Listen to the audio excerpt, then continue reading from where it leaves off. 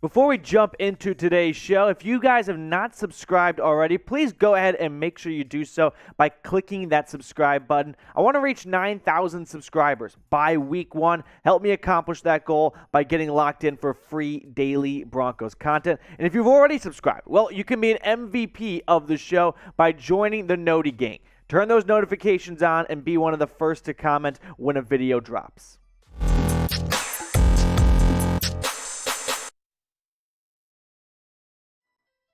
Today's Broncos breakdown is sponsored by Mint Mobile, the new and up-and-coming cell phone company that has the largest 5G network for their clientele, plus plans starting as low as $15 a month. You may have already heard of them. Ryan Reynolds, the better Ryan between Reynolds and Gosling. He owns and operates Mint Mobile. I'm proud to tell you more about their awesome benefits later on in today's show. But speaking of today's show, could a Russell Wilson contract extension be on the horizon? So now that Kyler Murray inked that long-term 5-year extension with the Cardinals, some people in Broncos country are wondering, could Russell Wilson be next? And that's a fair train of thought, right? And a reasonable one to have as well. The big question to me is not about when that extension is going to happen. It's about how big of an extension will it be, and will it surpass Kyler Murray? So Field Yates with a very interesting tweet to kind of put it all in perspective I wanted to share with you guys.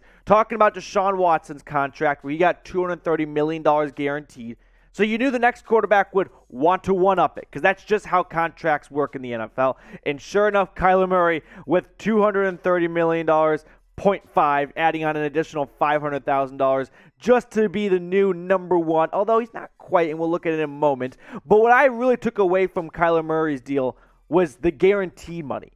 $160 million guaranteed compared to Deshaun Watson's fully guaranteed. So might there be some wiggle room for Russell Wilson, the Broncos, and maybe not getting a fully guaranteed contract like Deshaun Watson got. But here's what the updated top 5 highest paid quarterbacks look like in the NFL now, with Rodgers still with an average of $50.27 million after that 3-year extension he got from Green Bay, sitting at the top. Now Kyler Murray slots in at the number 2 position with a $46.1 million average. Watson, Mahomes, and Allen follow suit. So let's break down Russell Wilson's side of things now in a little bit more detail, because he's got 2 years left on his current contract, which he got when he signed a 4-year, what looks like pennies now, $140 million extension.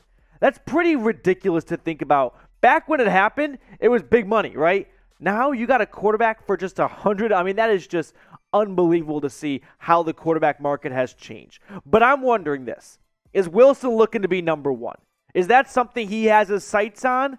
Or is he going to go more of a Tom Brady route, right? He's got plenty of money. Let's allocate some of the other salary cap to bringing in more players. Well, if I had to take my best guess at what a projected contract could look like for Russell Wilson, I'm going to offer up this to you guys. 5-year extension, total of $245. So that's $15 or $14.5 million more than what Kyler Murray got. So he's not only going to top Kyler, but he's Russell Wilson. He's proven a lot more. He's a 9-time Pro Bowler. He's going to argue, and he's probably going to get something closer to $250 million. Average of 49 and a guaranteed of 200. So not completely guaranteed like Deshaun Watson's contract, but more so than what you saw from Kyler Murray. But I'll let you guys weigh in now. Over or under time? Do you think he'll get more or less than 240? That's $9.5 million more than what Kyler Murray got, right? I think he's absolutely going to get more than Kyler, so I wouldn't even put it that low. But is he going to get that much more than Kyler Murray? Let me know down in the comments, O for over or U for under. What I'm really focusing on right now and what I would kind of be keeping an eye on is what's the guaranteed money going to look like? Because you know he's going to get north of 230.5. There's no argument there. He's going to get more than Kyler Murray. But is George Paton going to pony up and guarantee almost all of it after seeing what Deshaun Watson did? I'm guessing Russell Wilson and his agent are going to sit down at Paton's desk and go, yeah, that quarterback in Cleveland, he got it all guaranteed. I'm better than him. I would like it all guaranteed. Or is Paton going to go, what was the more traditional route until the Watson deal happened and say, hey, we're going to give you a lot of money. It's not all going to be guaranteed. We're going to keep ourselves in a, protect the team a little bit with a, not necessarily team-friendly deal, but we're not going to just completely blow the world on fire by giving you 240, 50, whatever it is, 100% guaranteed. Now, we've got more Russell Wilson talk to get to in just a second, but like we mentioned off the top of the show, Mint Mobile is our proud sponsor today, and they've got some awesome benefits for Broncos country because inflation sucks, right? And Russell Wilson's definitely going to make that a point when he argues his next contract. But Mint Mobile, they've got deals for everyone right now with coverage plans starting as low as $15 a month. Plus, you have high-speed data when you're on the largest 5G network thanks to Mint Mobile. And it's really simple and easy to change from one coverage plan to another because you can keep your phone. You can keep your phone number, and all thanks to eSIMs, you can make it all from the comfort of your own home. You don't have to spend half an hour going into a store, waiting in line, and wanting to blow your brains out. But thanks to Mint Mobile, you can get yourself started with coverage plans starting as low as $15 a month. Links in the comments and the description of today's show.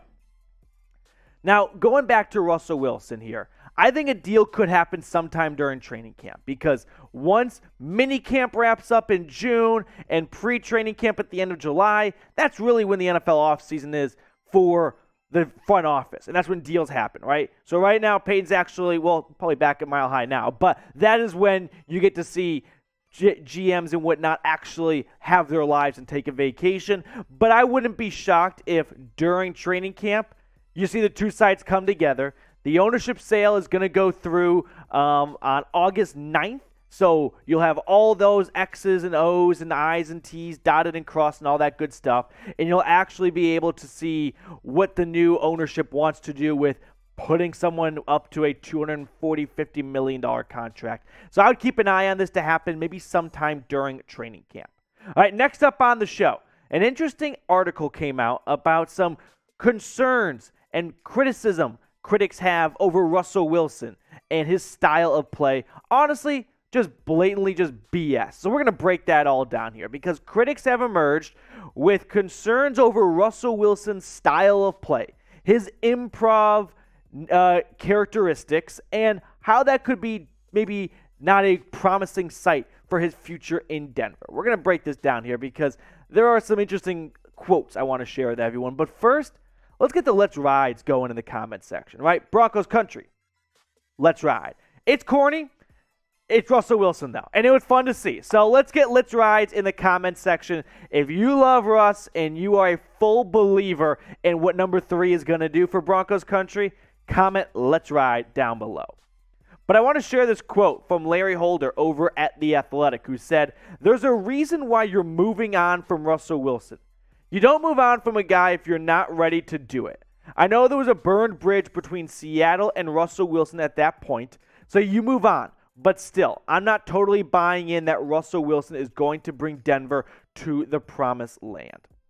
I think what Larry and what some of these critics are trying to really get at here is they're not sold on Russell Wilson because his style of play, which is improv, right, which is extending plays, and it comes at a price of being one of the most sacked quarterbacks in the NFL, and you get your fair share of black and blues and bruises, but it is Russell Wilson we're talking about.